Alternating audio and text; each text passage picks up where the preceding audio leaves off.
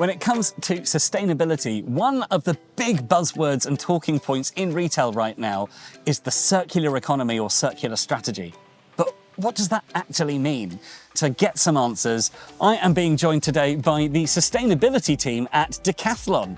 How about you all kick off with a quick introduction to who you are and what you do at Decathlon? Sure, thanks for the invite. I'm Chris and I direct sustainability and within that circular economy for Decathlon UK. Hi, so I'm Nick. I look after resale, so that encompasses Second Life and Buyback within the circular economy team. I'm Lewis, I'm the commercial operational leader, and I basically tie everything together in terms of how we implement all of our circular strategies into our retail space. Amazing. So what actually is the circular economy? So you're probably very familiar with linear economy. It's pretty much where we take raw materials, we produce them, we send them out, we sell them, we use them, and then we dispose of them. That's something we've done since we've basically found raw materials and since we've become quite consumer-centric and since we've been buying product. And now we're at a point where we can't do that any longer. It's too much of a cost on our planet, it takes too much raw material, it has a massive impact, and we're over-consuming, we're overspending, we're overbuying, and we're not even using it as much as we think we are. We leave a lot of stuff to waste, we leave a lot of stuff in our closets that just gather in dust. And this is linear consumption. Make, use, waste. Circularity basically tips that on its head. Ultimately, we want to try and reduce the amount of reliance on our raw materials, reduce the amount of reliance on production and transport of linear goods. Take a product, whether that's a piece of furniture, a sporting good, a car, and ensure we can keep it in the cycle for longer. That could mean that we're taking, for instance, a tent.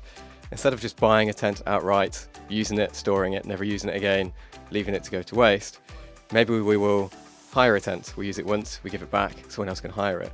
Or maybe we do in fact buy it, but then something breaks. But instead of allowing it to go to waste, we then take it somewhere that can repair it and then give it back to us and use it again.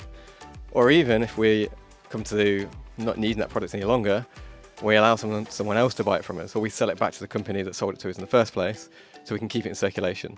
So it's all about elongating life of product, using that product for as long as possible, and even designing for repair, designing for recycling, designing for remanufacture. So keeping that product in use for as long as possible. Fantastic. So specifically when it comes to Decathlon and your circular strategy, what exactly are you doing? What are the key points of sustainability and circularity, as it were? I guess one of them is Buyback, which I'll pass on to Nick to in a second. But as a business, we launched this from the off. So we came to the UK in '99. From the off, we started to repair. And it's always been part of our offering is that we would try and repair products as well as selling products. Mm-hmm. That's all that we did for years and years and years. Then we launched refurbishment about 3 years ago, 4 years. Which Nick launched, and then into Buyback. But I guess you can explain a bit more about that. Yeah. Okay. So yeah, 4 years ago, I started on the project with Second Life. Second Life is around defective products, so customer returns or online returns.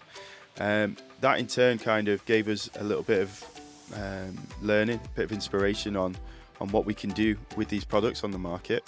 And from that, there was a bit of an evolution. So utilising the skills that we already had in workshops, we decided to introduce Buyback. So Buyback is a simple process whereby products that are left or not used within the household, they can bring back into store and get a valuation on the product. And then we ultimately buy that back, repay the customer, and then they can go and purchase something else in exchange for their old product. Then in turn, we can place those items into Second Life. They get sold alongside our used products or return products that we already have, and it continues to grow. So I'm thinking, sorry, just taking down a quick note there about exactly that. That must have been, I've literally written the words Herculean logistical process. It must have been huge to try and so what I'm wondering is how you convinced certainly the people higher up at Decathlon that something that's going to be such a big undertaking is worth doing. There's a few things there really. Decathlon is dedicated to what we're trying to achieve within circular economy. So in that regard, it's a no-brainer. But ultimately, yeah, you are right. It's a big process that we've had to undertake. We had to create a workshop, and we call it the Circular Economy Hub within the logistics that supports not only Buyback, but it sort of supports Second Life, it supports rental within there. So that grew with Second Life. We only had, I think it was one person, 2 people, and then now it's around 15, 16, isn't it, I think, within the circular economy team. It's evolved, it's an evolution, and it's going to continue to evolve. With more and more of these topics that are getting introduced, we're going to increase the volume. We increase the volume, we're going to increase space and activity, but we're ready to do it. Amazing. So how long has this been running then? So I started 4 years ago on Second Life. The project was launched 3 years ago.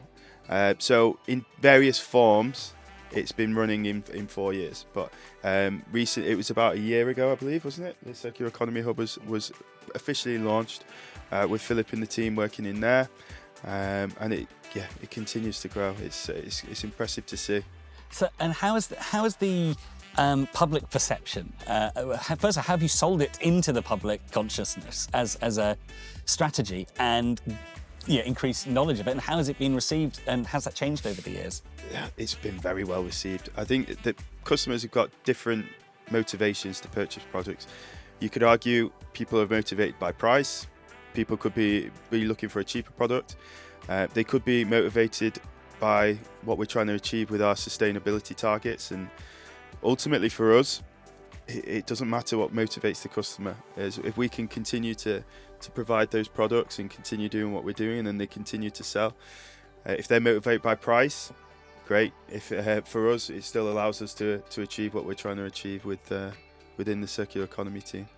So what's next then for the circular economy team? Continue to grow.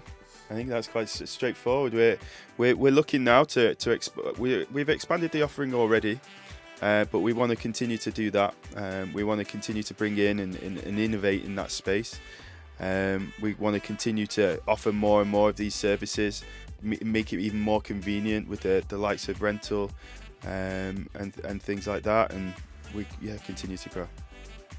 I guess just to add on this subject as well, it's also critical at some stage that we truly understand the profitability of these models and make it work from a financial perspective. So right from the off, we've had to understand this.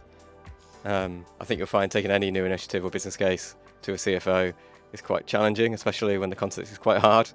And whilst we've had a lot of backing to do this from the off, and that we're trying to prove these business cases, especially with Nick and Lewis, to continue scaling, we have to see this. Like, it's our ultimate aim to reduce the reliance on our linear consumption, and no business is going to accept loss in that case.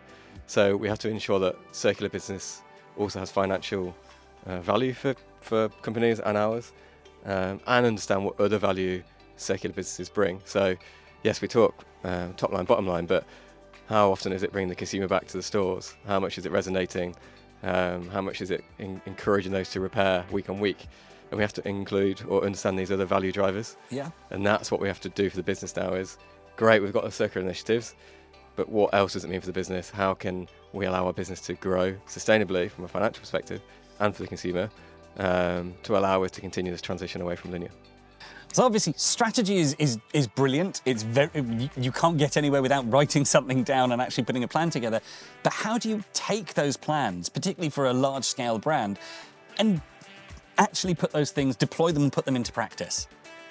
Yeah, I mean, it's a big topic in itself. Once we're moving from such an established linear business model where all of our stores and our staff are so used to kind of making a normal style of sale, utilising other different channels and finding new ways of making revenue can be quite complicated at times.